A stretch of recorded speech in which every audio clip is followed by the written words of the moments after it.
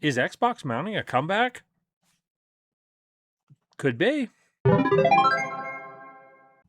Hello, my gaming brothers and sisters, and welcome back to the channel. As always, I am Jonathan, your host here at QuickBird Gaming, and I appreciate you tuning in for this episode of QuickBird News, where we talk about all the gaming news that's fit to cover for the past week.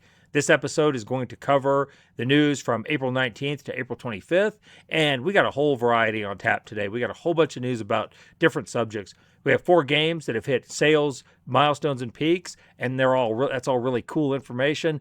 We've got some news on the upcoming Tomb Raider game, on Black Flag Resynced, Blood of the Dawnwalker. Like I said, just a whole variety of things we're going to discuss. As always, every story I bring up is timestamped in the description box down below. So if you're looking for something in particular, feel free to scroll down, hit the link, and jump to the story if you want to see what that's all about. Now, before we get to everything else, we got to talk about our cover story, and that's what's going on over at Xbox and the announcements that have been made this week.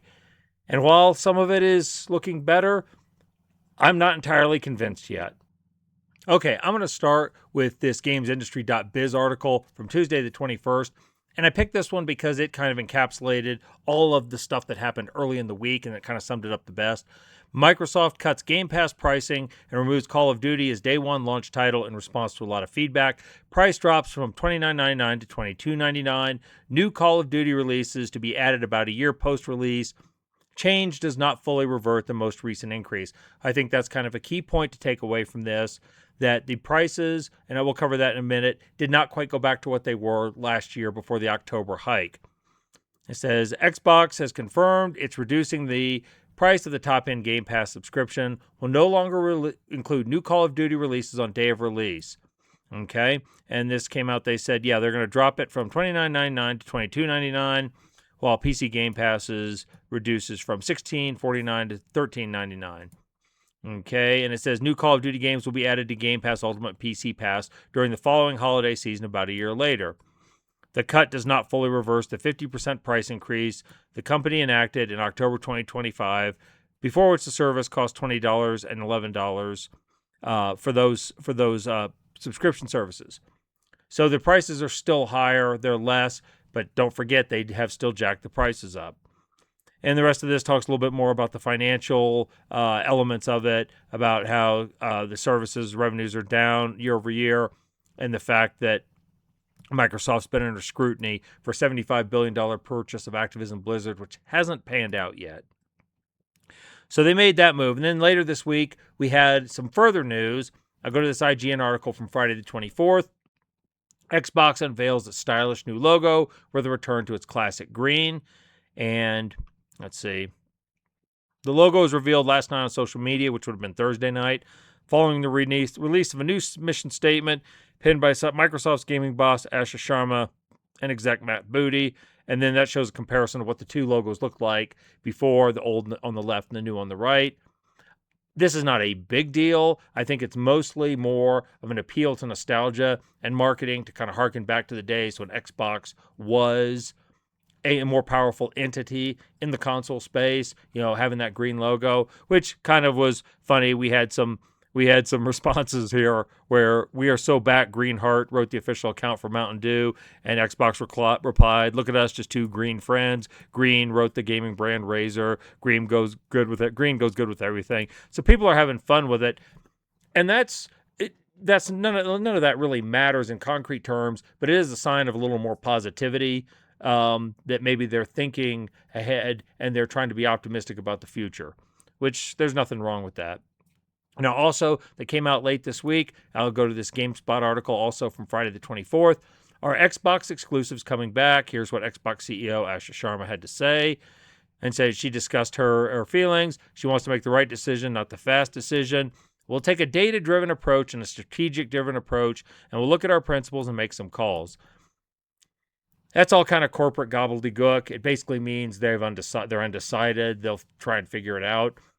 I'm kind of agnostic on the decision to go exclusive. Not that it matters to me because I'm not in the console space, and I pretty much expect that if Xbox does release, specifically if Xbox, Microsoft Gaming, which is gone, by the way, it's not Microsoft Gaming, it's now Xbox again. Another thing that happened this week. If Xbox is going to release, they're probably still going to release to PC and to the console just because they are part of Microsoft and Windows, and I fully expect that. That might not be true, but I expect that to happen. I'm agnostic on the exclusive argument for two reasons. One, because I obviously like to see games spread out more and to get to more users. That just makes good games even more beloved. More attention, more revenue, more players probably means more of those games in the future. And that's the first reason. The second reason is right now, I know why these Xbox and PlayStation both, and Nintendo, but they're slightly separate. We'll get to them in a minute.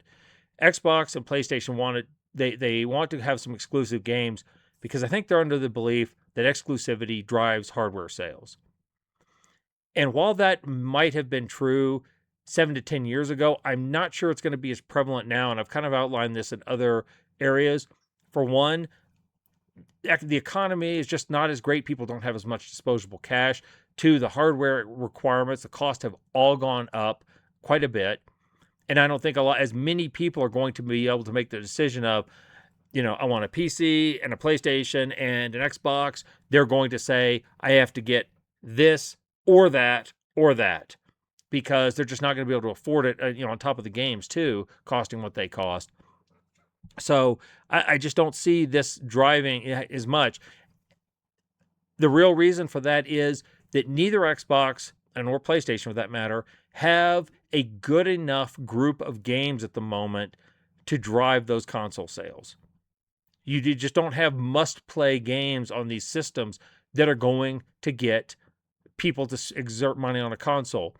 And you can't really count Grand Theft Auto because even if it comes out, it can be played on multiple consoles. It's not going to drive sales for either one. And I know they're hoping on that will too, because I believe it's supposed to be delayed for PC for at least 6 to 12 months. They don't have. Think about, what does PlayStation have exclusive right now from the past 2 years? They had Astrobot. They might have the Ghost of Tsushima sequel, Saros. I don't think you're going to get a whole lot of takers to buy a $700 or $1,000 now for a PS5 Pro. I don't think you're going to get takers to buy that to play those 4 games, however many small number of exclusives they have. Yeah, Wolverine will come out this year, and I don't think what is it? The Intergalactic, the Heretic Prophet is going to be a big driver of games.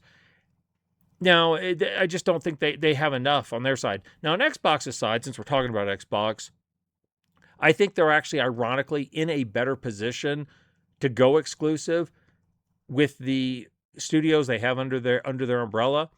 As we mentioned, they have Activision Blizzard, which brings all of the World of Warcraft, all of the Diablo, all of the Call of Duty into it.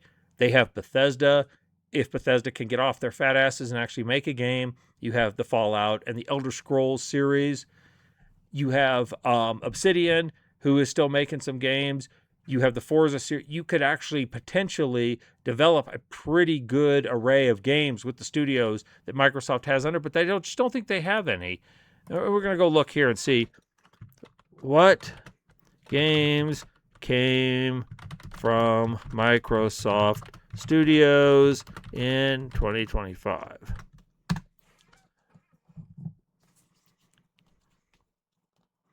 Okay, Avowed, South of Midnight, Ninja Gaiden 4, Keeper, The Outer Worlds 2, Gears of War Reloaded, Doom, okay, Oblivion.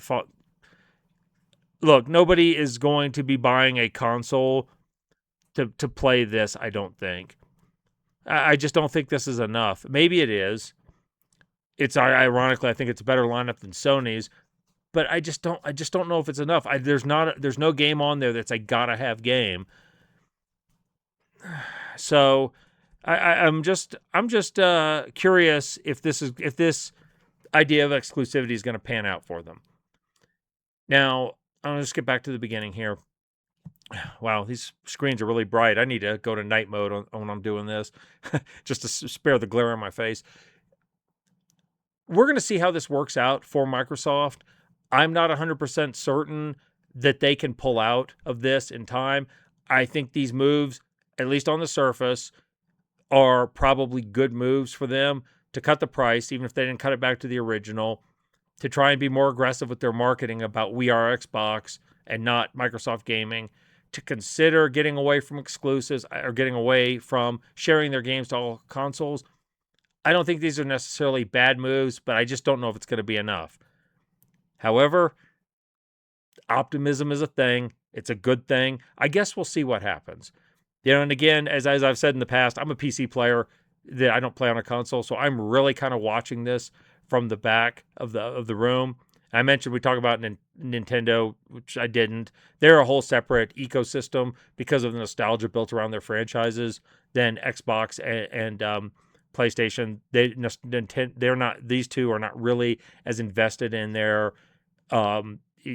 catering to Gen X and millennials who played these games growing up. I don't think it's quite the same. So Nintendo's kind of their own thing over here. I just don't know if this is going to be enough for them, but we're going to see what happens. I will credit them for making some aggressive moves. Will they be the right moves? Time will tell. So hopefully we'll keep an eye on this story and we'll keep reporting as things develop. Hey folks, I just wanted to remind you that subscribing just takes one click. It helps out the channel a whole bunch, so I thank you in advance. Okay, back to the news. Okay, now I want to report on something that actually makes me happy. This is something that part of the reason I love video games. To being able to see something like this and track these things happening in the industry really makes me happy. We're going to talk about 4 games that have hit sales milestones, and they're all awesome. We're going to start with this PC Gamer article from Friday the 24th. Resident Evil Requiem has sold 7 million copies in 2 months, a milestone that took the RE4 remake a year. And it says, the latest in a string of Capcom sales successes, the milestone makes Requiem the fastest selling RE game to date. And I've watched some of this. I haven't played this one. I've watched some of the gameplay, and I've read and watched what a lot of longtime RE fans said. They ate it up. They seem to really like it. Solid entry. Didn't have a lot of technical problems from what I read, on PC, like say Monster Hunter Wilds did from Capcom last year. So great entry, and it is done very well. It says, while Capcom hasn't circulated a press release officially confirming the figure, the milestone was shared on game director Koshi Nakanishi's Instagram, where he posted a photo of Capcom staff honoring the achievement with a pair of RE-themed cakes. And you can see here it says, welcome to 7 million Leon, in that same lettering style from the banners from RE2. If you know, you know. Grace, congratulations on 7 million. So this is really awesome. And to me, I think Capcom did a masterful job of this, building the hype and building the suspense. They started with that first trailer at the Summer Games Fest last year, where they boldly proclaimed 8 months, put a release date on it, which got people really frenzied. Then in December at the Game Awards, they came back and showed the trailer that confirmed Leon would be in it. They did a really great job, and I think people were really satisfied with this entry. Now, not to rest on their laurels, Capcom decided they weren't satisfied with one blockbuster in the first half of 2026. They wanted to go for 2. So I'll go to this Video Games Chronicle article and their lovely ads. It's from Monday, the 20th of April. It says, Capcom says Pragmata is off to a strong start with 1 million sold in its first 2 days. This game released 2 Fridays ago as of the posting of this video, and by the end of the first weekend, it had sold 1 million copies. I bet it's creeping up on 2 million copies now. In this article talks a little bit about how they marketed this game because it's a new IP. They had to do some different things to stoke interest. I think it's really cool that they took a chance on a new IP. And again, it has been really well received. I think it's sitting at 97% positive reviews on Steam right now, which is amazing. That's a phenomenal score. There are some people that had a problem with this game. I don't want to get into that right now. I'm actually planning on sharing my thoughts on Pragmata a little bit later this week, probably in an off-the-cuff, unscripted video. I'll talk about it then, but just the facts are this game is off to a really strong start, and it's another win for Capcom. Now, Capcom isn't the only putting out the only games that are doing great right now. I'll go to this PC Games In article from, this is from Sunday, August 19th. Pirate game Windrose dethrones Steam survival champ as it sails up the charts. And this is being published by Pocket Pair, the studio behind Pal World. They said it's been growing steadily over its first week, now surpassed even the heights of Rust, which has long sat as a staple on the Steam charts. Who knows what the limit is? So this has just been shooting up the charts.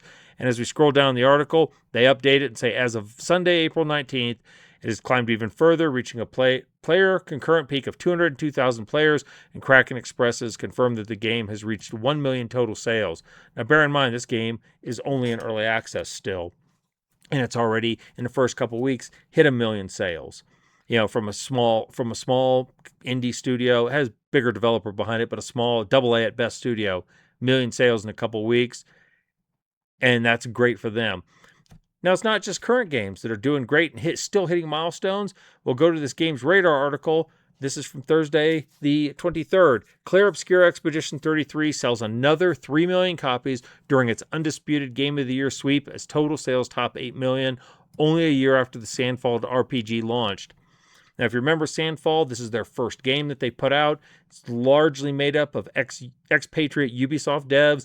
They couldn't get done what they wanted there. They went out and formed their own studio, and it was a complete banger, and 8 million copies sold in its first year. Now, these are all great success stories for these studios of various strengths. You had Kraken with Windrose and Sandfall for Expedition 33, and then 2 from Capcom AAA. But here is the key unifying factor for all 4 of these games. They're all single player. I think Windrose you can co-op, but there's no massive, it's not a big multiplayer game. It's not a PvP game. It's essentially, it can be played single player. They're all single player. None of them have a cash shop. None of them have, a battle pass or a roadmap for monetization. Clair Obscur released a DLC. I believe there's a DLC in the work for Requiem. Who knows with the other games. But they're all short experiences. They all ran well. They're all getting put out there, and they're running well, and people are loving the experience. This is where the future and the success is. It's not in the marathons and the Concords and the High Guards. Those games, some of them will release, but a lot of them some of those games will release and prosper, but most of them are going to fail. You put out a good single player banger, and you are going to find success. And that's just, I love to see it. I think this is fantastic. And just, throwing this out there, Expedition 33 was listed when it started at $50. Windrose is at $30. Pragmata is a new IP. It's at $60. It's not even a full price game from a AAA studio. These are wins all the way around. These are the things that make me, happy to be playing games right now, because this is all wonderful. Okay, I talked a whole lot in the first 2 segments, more than I intended to. So I'm going to hit the remaining stories this week really quick and just try and get through this. We're going to start with this Insider Gaming article from Thursday, the 23rd of April. AC Black Flag Resynced showcase confirms the lack of DLC and multiplayer. The upcoming Assassin's Creed Black Flag remake, called Black Flag Resynced, won't have multiplayer DLC, and the focus is on streamlining and offering a single-player experience with the base content.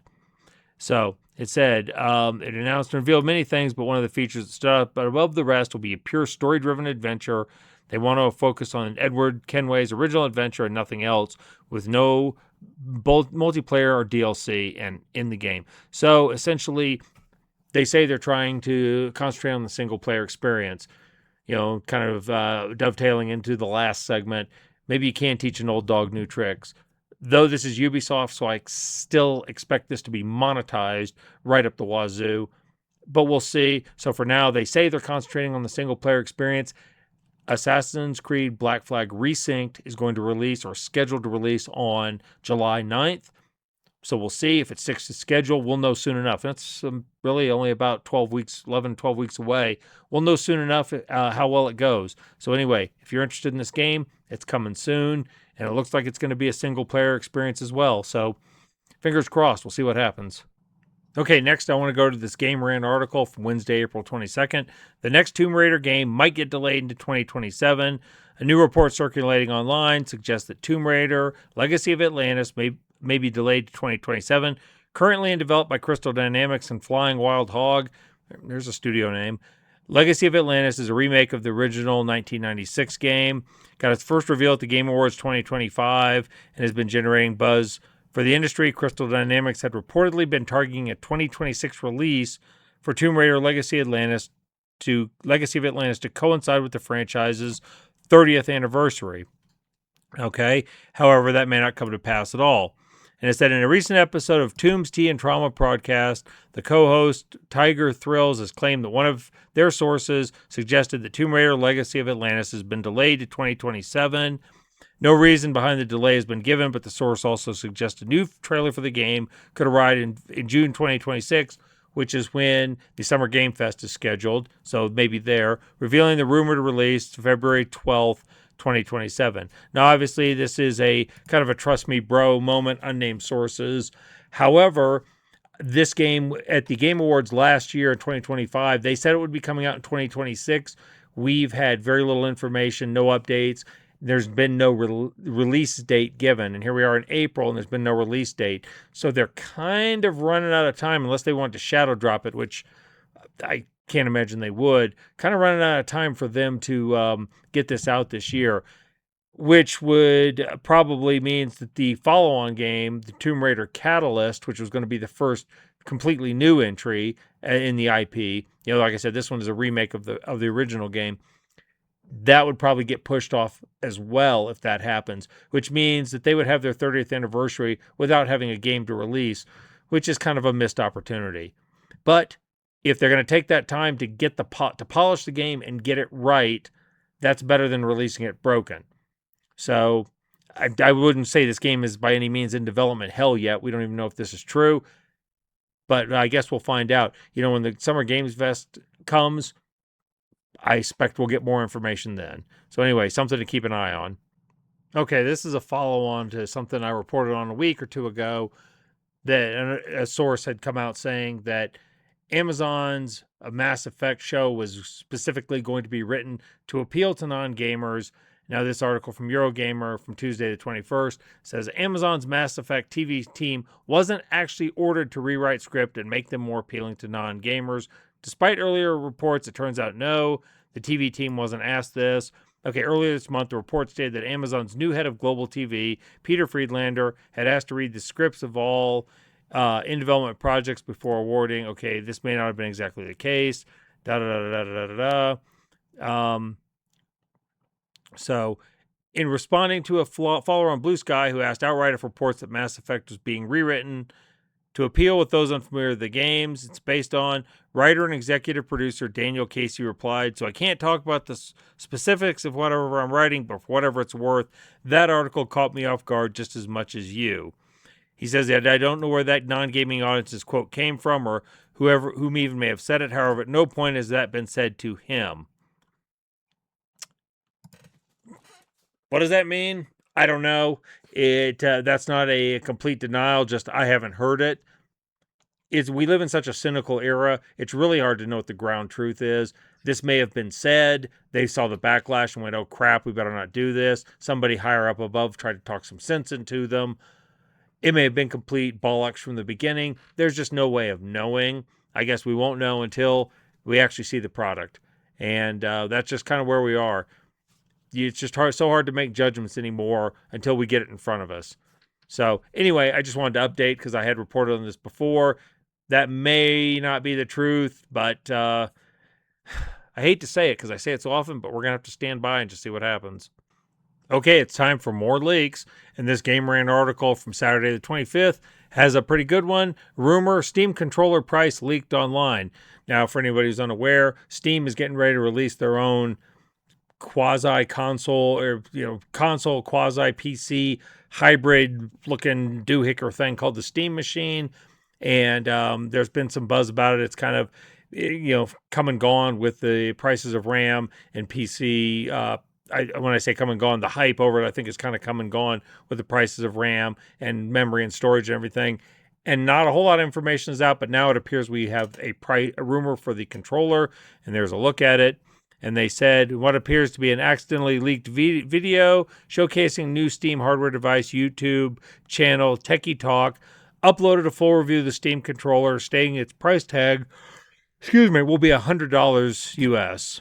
So that's I don't know a ton about controllers, especially I have a cheapy one I use for my gaming on PC, but I don't know much about them for Xbox or PlayStation. That seems a little high, and there was a little discussion of it down here further in the article that said many claim $100 is a steep price to pay for a controller lacking features such as an audio jack, a microphone, trigger force feedback. Meanwhile, some fans have come to its defense, stating at half the price of premium controller competitors, its trackpads, back buttons, TMR joysticks, back touch sensors make up for the features it lack. Most interestingly, many fans have stated that the $80 price point would have been the sweet spot and what it should have been priced at. So again, I don't have a whole good knowledge base to talk about this subject. Just letting you know what was said. The rumor is out there that the controller is going to be $100, and here we are. Okay, I'm going to close up with this article from Game Informer, and this was posted on, it was Wednesday the 22nd. The Blood of Dawnwalker's release date and other new details will be revealed next week. Developer Rebel Wolves has announced a special live stream for its upcoming action RPG, The Blood of Dawnwalker, airing on April 28th, 9 a.m. Pacific Time, 12 p.m. Eastern. Will showcase new gameplay footage with a particular focus on activities tied to the game's open world, explains game director Comrade Tomeskovich in a press release.